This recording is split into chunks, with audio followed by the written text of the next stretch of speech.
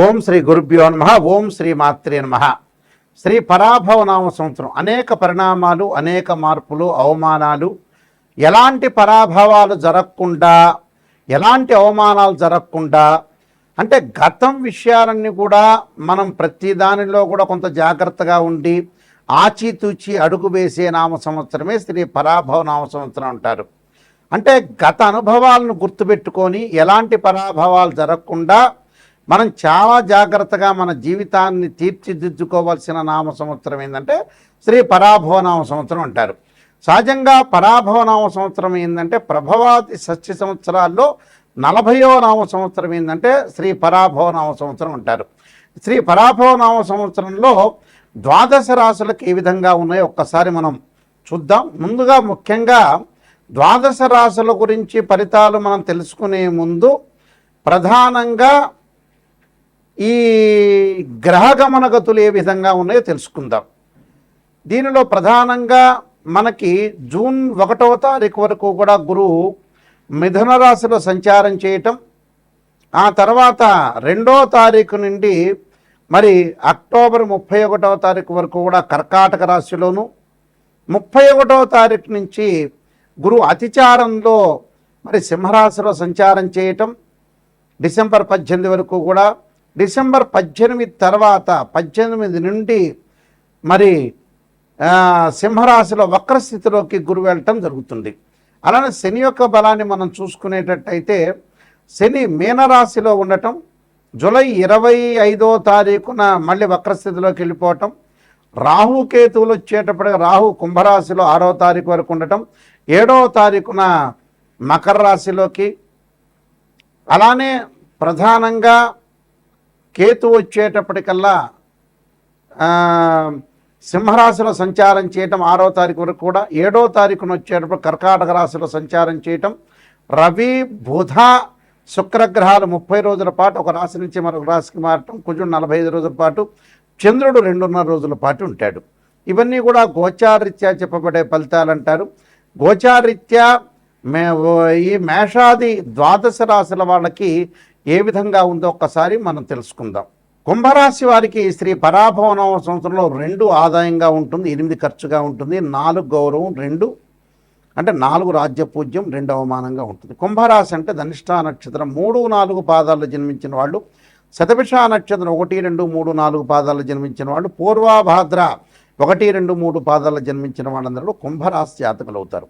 కుంభరాశి వారికి కొంత మనోవేదన, మానసికంగా ఇబ్బందులు గురి కాకుండా చూసుకోండి. స్థానచలనము, అనారోగ్యము, శారీరక శ్రమ అధికము, భూలాభం, కార్యసిద్ధి, అలానే సంతానం లేని వ్యక్తులకు సంతానం కలిగే అవకాశాలు, శుభ కార్యక్రమాల ప్రయత్నాల యొక్క లాభం కలగటం ఒకటి, ఆరోగ్యము, ధనలాభము, అలానే అనవసరమైన ప్రయాణాలు, శ్రమ, అనారోగ్యము, ధనలాభం కలిగే అవకాశాలు, పుణ్య కార్యక్రమాలు, తీర్థయాత్రలు వెళ్ళే అవకాశాలు ఉంటే కార్యసిద్ధి, దైవభక్తి, విద్యార్థులకు మంచి కాలం అని చెప్పుకోవచ్చు. వివాహ ప్రయత్నాలు సఫలీకృతం అవకాశాలు ఖచ్చితంగా ఉంటాయి.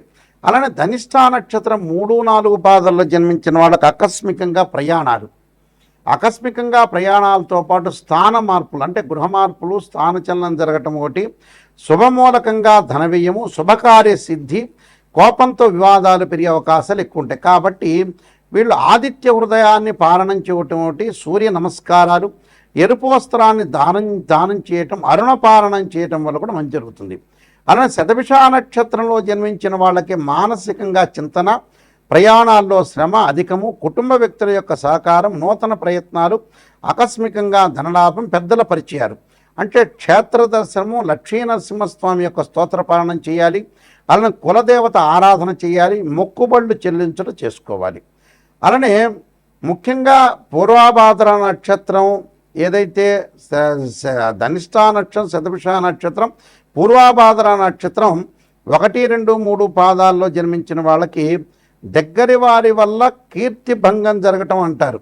వృత్తి వ్యాపారాల్లో అభివృద్ధి, ఆకస్మికంగా విజయాలు, నేర్పుతోటి కష్టానికి తగిన ఫలితంగా ఉండడం, రుణ వృత్తి, వీళ్ళకి తప్పకుండా సౌరహోమం, ఆదివారం మంగళవారం కూడా కొంత నియమాలు పాటించుకోవాలి, ఉపవాసం చేయాలి, కుల దేవతారాధన, సుందరకాండ పాలనం చేయటం వల్ల చాలా మంచి జరిగే అవకాశాలు ఖచ్చితంగా ఉంటాయి. ఇలాంటి పరిహారాలు చేయటం వల్ల ఇవి మంచి జరిగే అవకాశాలు ఖచ్చితంగా. ఇవన్నీ కూడా గోచార రీత్యా చెప్పబడే ఫలితాలు అంటారు. అంటే this is the transit system అంటారు. ట్రాన్సిట్ సిస్టమ్ వేరు, బర్త్ చార్ట్ అనేది వేరు. What is the difference between transit system and birth chart అంటే, ఒక చెట్టు ఉంటుంది, ఆ చెట్టు కింద కొమ్మలు ఉంటాయి, ఆ కొమ్మల పైన ఆ చెట్టు ఉంటుంది, ఆ చెట్టు కింద వేళ్ళు ఉంటాయి, వేళ్ల పైన కాండం ఉంటుంది, కాండానికి బ్రాంచెస్ ఉంటాయి. ఎప్పుడైతే కొమ్మలకి ఆకులు ఉంటాయి, ఆకులు సహజంగా ఎప్పుడు వస్తుంది అంటే మనకు సహజంగా రైన్ సీజన్లో వస్తాయి, వింటర్ సీజన్లో అలానే ఉంటాయి, అలానే సమ్మర్ సీజన్లో రాలిపోతుంటాయి. ఆ రాలిపోయే ఆకులే గోచారం అంటారు. అంటే గ్రహాలు ఒక రాశి నుంచి మరొక రాశికి కొంతకాలం పడుతూ ఉంటుంది. అంటే రాహుకేతులు 18 నెలలు, అలానే గురువు సంవత్సర కాలం, శని 2.5 సంవత్సరాలు, అలానే రవి బుధ శుక్రగ్రహాలు 30 రోజుల పాటు ఒక రాశి నుంచి మరొక రాశికి మారుతాడు, కుజుడు 45 రోజుల పాటు ఉంటాడు, చంద్రుడు 2.5 రోజుల పాటు ఉంటాడు. ఇది గోచారం అంటారు. అదే బర్త్ చార్ట్ అంటే ఏమిటి అని అంటే, మనం పుట్టినప్పుడు మన date of birth, time, place of birth తీసుకుని జన్మలగ్నం నుంచి తనుభావము, అలానే ద్వితీయ భావము, తృతీయ సోదర భావము, సుఖభావము, అలానే సంతాన భావము, షష్టమ భావం అంటే రోగము, రుణానికి సంబంధించిన భావం అంటారు, సప్తమ భావం అంటే కళత్ర భావం అంటారు, అష్టమ భావం అనేది ఆయుష్ సంబంధించిన భావాన్ని అంటారు, స్త్రీలకు వచ్చే మాంగళిక భావం అంటారు, అలానే భాగ్య భావం నవమ స్థానానికి సంబంధించిన భాగ్య భావం అంటారు, అలానే దశమానికి సంబంధించిన వృత్తి స్థానానికి సంబంధించిన భావం అంటారు, అలానే లాభభావం, లాభస్థానంలో ఎలాంటి గ్రహాలు ఉన్నాయో మనం చూసుకుంటాం, అలానే వ్యయస్థానానికి సంబంధించిన వ్యయ భావం అంటారు, అంటే ప్రేమ, అలానే ఖర్చులు, ఇలాంటి భావాన్ని ద్వాదశ భావం అంటే వ్యయ భావం అంటారు. అలానే ఏదైతే ఒక్కొక్క భావానికి ఒక్కొక్క రాస్యాధిపతి, ఒక్కొక్క భావాధిపతి ఉంటారు. ఉదాహరణకి తనుభావానికి రవిని, ద్వితీయ భావానికి గురువని, తృతీయ భావానికి సోదర భావని, చతుర్థ భావానికి చంద్రుడని, పంచమ భావానికి గురువని, షష్టమ భావానికి కుజుడని, సప్తమ భావానికి మరి శుక్రుడని, ఇలాంటి భావాలు చూసుకుంటాం మనం. అలానే ఆయుష్ భావానికి శని అని. అంటే ప్రతి భావానికి కూడా భావాధిపతులు ఎవరు అనేది సహజంగా మనం చూసుకుంటాం. ఆ భావాధిపతులను అనుసరించి రాశిచక్రము, నవాంశము, అలానే దశమాంశము, సప్తమాంశము, త్రింశాంశము, హోరా ద్రేకాణం సంబంధించిన డివిజన్ రూల్స్ చార్ట్స్ కొన్ని ఉంటాయి. అంటే D16 చార్ట్స్ అంటారు. మనం మ్యాథమెటికల్గా క్యాలిక్యులేషన్ వేసి డివిజన్ రూల్ చార్ట్ని చూసి మనం అనాలిసిస్ చేయటం అనేది జాతకం. అంటే ఉదాహరణకి ఒక వివాహానికి సంబంధించిన విషయాన్ని ఒక అబ్బాయికి కానీ అమ్మాయికి కానీ చూడాలంటే ఖచ్చితంగా రాశిచక్రము, నవాంశము, భావచక్రము, దశలు, అంతర్దశలు.